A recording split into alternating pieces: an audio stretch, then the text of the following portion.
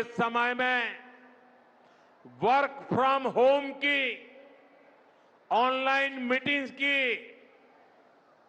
Video conference की, ऐसी अनेक व्यवस्थाएं विकसित की और हमें आदत भी हो गई थी। आज समय की मांग ऐसी है कि उन व्यवस्थाओं को हम फिर से शुरू करें तो वो देश हित में होगा।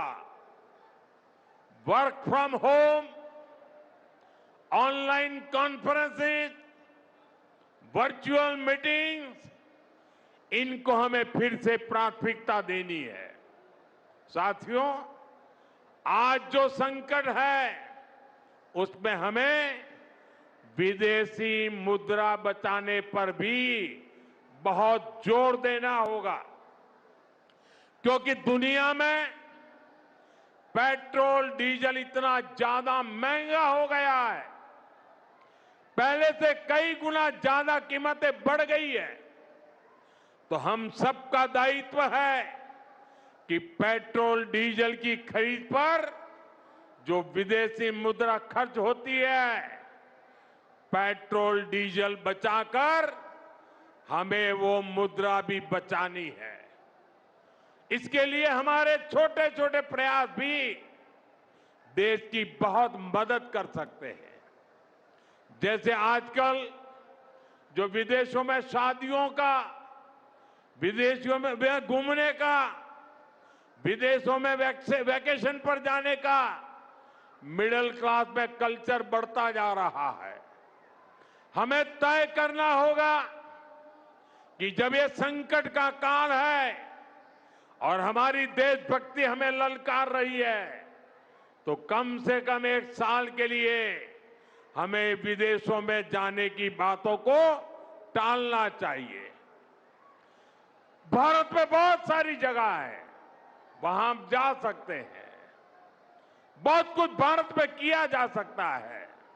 साथियों, गोल्ड यानी सोने की खरीद एक और पहलू है जिसमें विदेशी मुद्रा बहुत अधिक खर्च होती है। एक जमाना था जब संकट आता था, कोई युद्ध होता था, तो लोग देश हित में सोना दान दे देते थे। आज दान की जरूरत नहीं है, लेकिन देश हित में हमको ये तय करना पड़ेगा कि साल भर तक घर में कोई भी फंक्शन हो, कोई भी कार्यक्रम हो, हम सोने के गहने नहीं खरीदेंगे, सोना नहीं खरीदेंगे। विदेशी मुद्रा बचाने के लिए हमारी देशभक्ति हमें चुनौती दे रही है और हमें इस चुनौती को स्वीकार करते हुए विदेशी मुद्रा को बचाना होगा। साथियों, ऐसे ही खाने के तेल का भी है। इसके आयात के लिए भी बहुत बड़ी मात्रा में हमें विदेशी मुद्रा खर्च करनी पड़ती है।